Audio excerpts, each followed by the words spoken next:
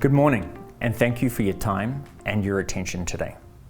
Over this past year, our members have shown enormous resilience in the face of not only the personal challenges posed by the pandemic, but the strain that working through it has put on our resources.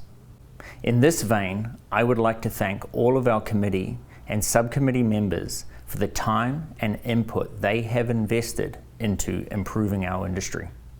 2020 has been an uncertain time for the Ministry of Transportation and Infrastructure too. With the BC snap election, we now have a new incoming Minister of Transportation and Infrastructure and a new government that will set its mandate as a majority government. Combined with trying to nail down the impact of federal stimulus money, this change has caused a period of slippage on some major initiatives that will now extend into 2021.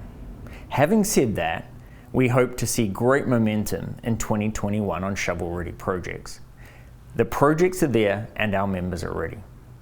The Road Builders meets with the Ministry of Transportation and Infrastructure twice a year to review important issues. This year, I was Sector Chair for Construction and the Grading Committee Co-Chair. We held our first Grading Committee meeting virtually in May, with the second in November. Discussions about the pandemic took centre stage. The Ministry was especially thankful of the collaborative and engaged approach that our Road Builders members took, and our willingness to stand up and be counted. The Ministry confirmed they awarded 111 projects in 2020 and were appreciative for our commitment to following the protocols that allowed us to proceed safely as an essential service.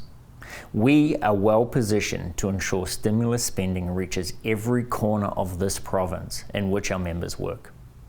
Pertinent to 2020, we brought forward our concerns about the additional cost of COVID-19 precautions as we fulfilled existing contracts. In the May meeting, the Ministry viewed the pandemic a little like wildfires. They indicated they were open to considering schedule extensions rather than additional compensation. But we kept pushing. As we've seen the pandemic worsen throughout 2020, we are gaining traction on how to address the increased costs and reductions in efficiency necessitated by COVID-19 precautions. The Ministry recognises that our members have continued to work through this. I'm not aware of any member that has failed to deliver projects they bid 12 to 18 months ago. So rest assured, we will continue to bring forward members' concerns over rising pandemic costs in multi-year projects. Both the Ministry and the Road Builders expressed desire to increase the industry's engagement with First Nations affected by Ministry projects. There was discussion of the contract language preferred by both stakeholder groups. We understand that this language will evolve over time, and we remain committed to continuously improving communications concerning contracts with First Nations. All affected parties have agreed to work together and to identify an expeditious path forward. The 2020 discussions on recycled aggregates, GUL replacement, and the allowance of slag versus fly ash have also progressed. These topics are on the agenda and in various states of assessment by the Ministry. The Ministry continues to navigate shifting priorities, which means the modification of standards and specification changes in the construction materials field is slow. We continue to work on this. Certainly the greening of our industry is something we genuinely want to see. But we worked with the Ministry on standard specification updates also. These are now complete and will be released this month, and the new contracts in 2021 will incorporate the new specifications.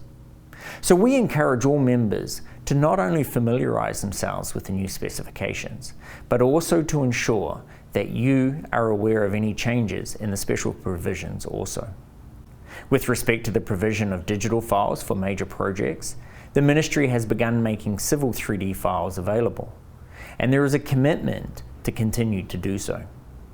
Although there have been some technical difficulties in the process, we understand the Ministry is committed to seeing this through.